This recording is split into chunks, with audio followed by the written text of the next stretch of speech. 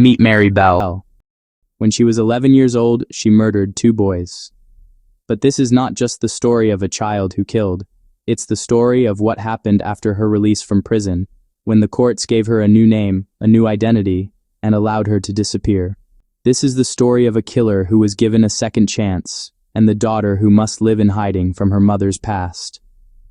In the spring of 1968, the Scotswood district of Newcastle upon Tyne was an area of post-war council houses, derelict buildings, and wastelands. Families knew each other, and children were often left to play in the streets. On May 25, 1968, the day before her 11th birthday, a local girl named Mary Bell was playing outside. So was 4-year-old Martin Brown. He was last seen in a sandpit near his home. When he didn't return, his aunt and others began to search for him. Martin! Martin! Children who were questioned gave confusing accounts. Some said they saw Martin with Mary Bell. Another claimed to have seen him alone, crying for his mother.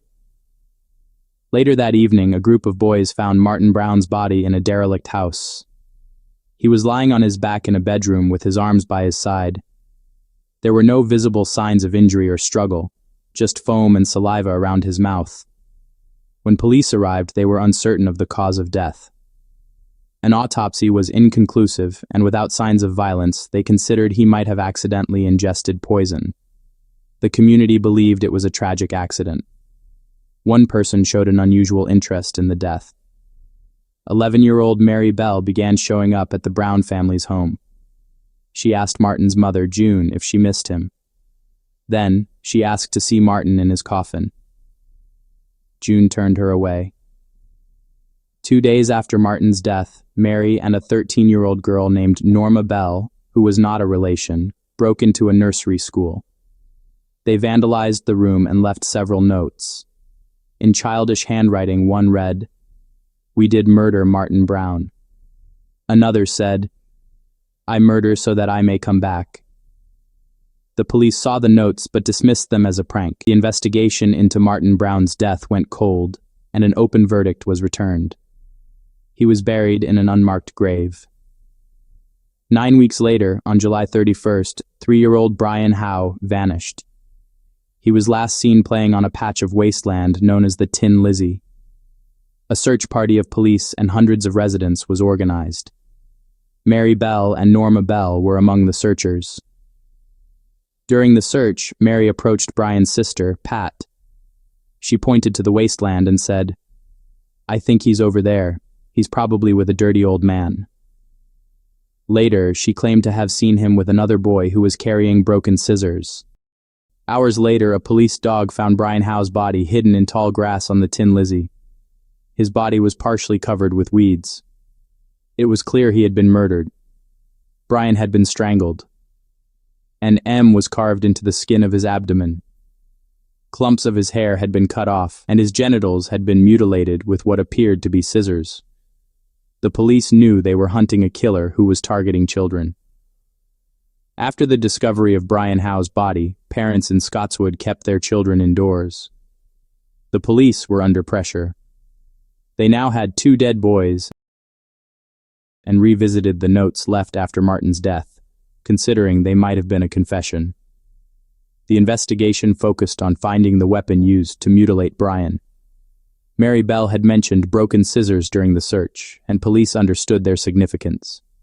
Forensics provided more clues. Maroon-colored fibers were found on Brian Howe's shoes, and gray fibers were found on Martin Brown's clothing. Detectives re-interviewed local children. The names Mary Bell and Norma Bell were mentioned frequently. They were seen with Brian on the day he died, and their behavior during the search had been noted. Police began to consider that the killer might be a child. Detective Chief Superintendent James Dobson brought both girls in for questioning. 13-year-old Norma Bell seemed to enjoy the attention. 11-year-old Mary Bell was cool and evasive.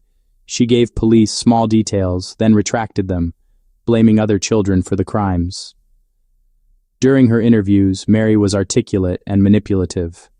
She told police that she saw an 8-year-old boy hurt Brian, describing in detail how the boy squeezed Brian's neck and used scissors. Police investigated her claim, but the boy she accused had an alibi. The focus returned to Mary.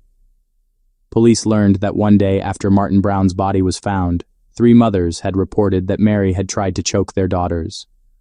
One girl had started to turn purple before Mary was stopped by a teacher.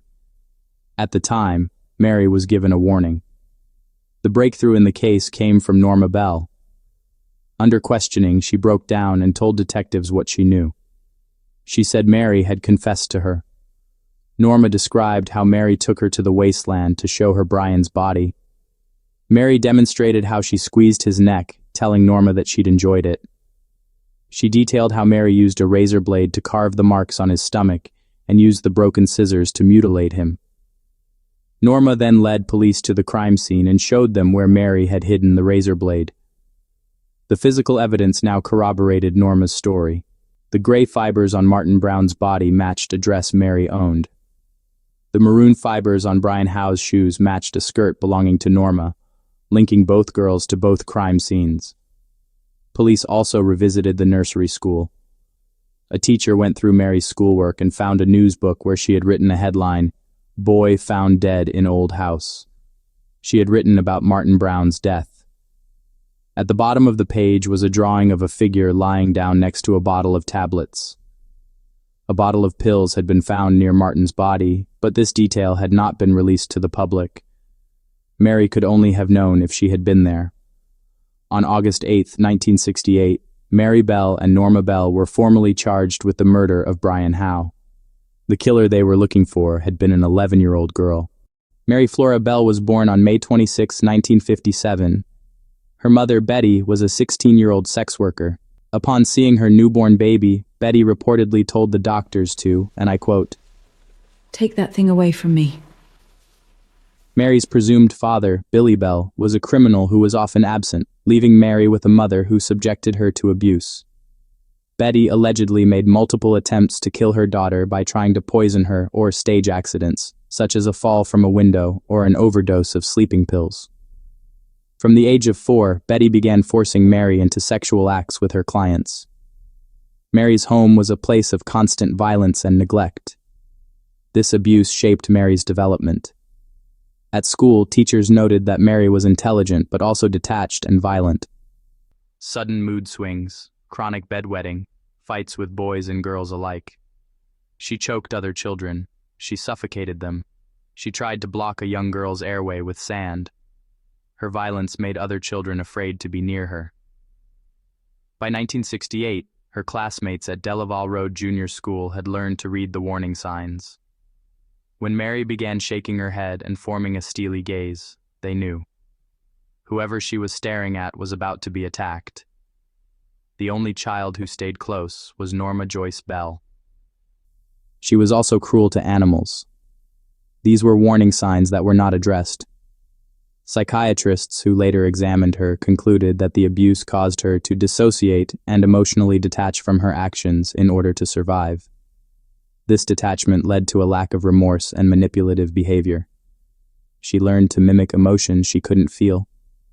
The evidence of her childhood suggests that her actions were a result of the abuse she endured.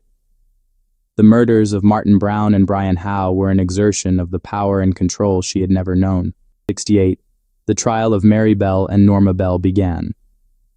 The press called Mary a tiny monster. During the 9-day trial, 13-year-old Norma Bell appeared frightened. She maintained her story about Mary's confessions and her lack of remorse. Mary sat in the courtroom with a blank expression. Her testimony changed multiple times. She blamed Norma and invented other children at the crime scenes. She admitted only to the nursery break-in. The prosecution presented the evidence: the fibers, the razor blade, and Mary's newsbook with its drawing. The court also heard psychiatric testimony about Mary's childhood to explain her actions. Psychiatrists testified that Mary was suffering from a psychopathic personality disorder as a result of her abuse.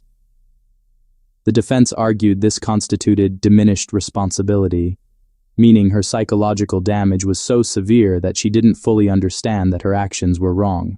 On December 17, 1968, the jury delivered its verdict. Norma Bell was acquitted of all charges. Mary Bell was cleared of murder but found guilty on 2 counts of manslaughter by reason of diminished responsibility. When the verdict was read, Mary Bell wept. As she was taken away, she reportedly said to her mother, "So then, ma'am, I'll be free." The judge called her a dangerous individual and sentenced her to be detained indefinitely at Her Majesty's pleasure. A sentence with no fixed end date, to keep her confined until she was no longer considered a threat. At 11 years old, Mary Bell was sent into the institutional system.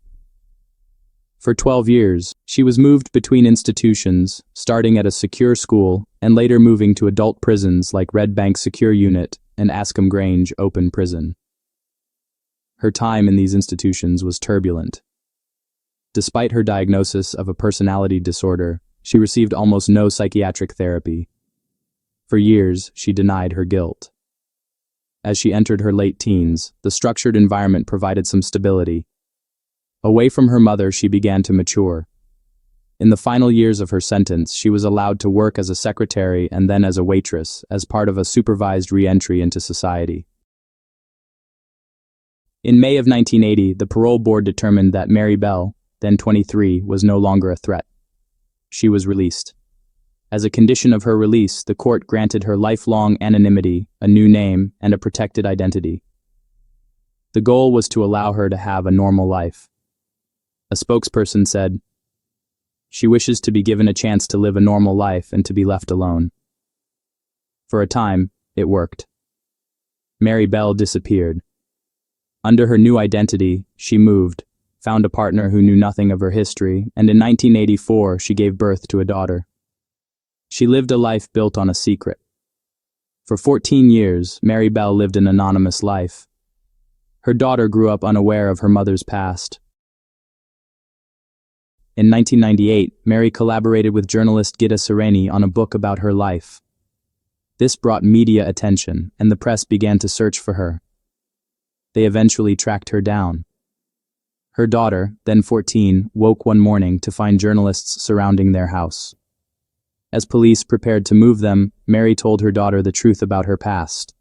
This forced them to flee. Over the next few years, they moved multiple times, changing their identities whenever the press discovered them. There was public outrage, and at one point, parents at her daughter's new school petitioned to have her excluded. The anonymity order for her daughter was set to expire when she turned 18. Mary went back to court. In 2003, in a landmark ruling, the High Court granted both Mary and her daughter lifelong anonymity.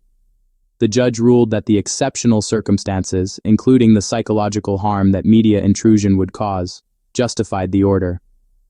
The court recognized that Mary's daughter was an innocent party whose right to a private life needed to be protected. This order was later extended to protect the identity of Mary's granddaughter, born in 2009. Mary Bell vanished again. She and her family live somewhere in the UK under new names and protected identities. The case of Mary Bell raises difficult questions. Can a person who has committed such acts be rehabilitated?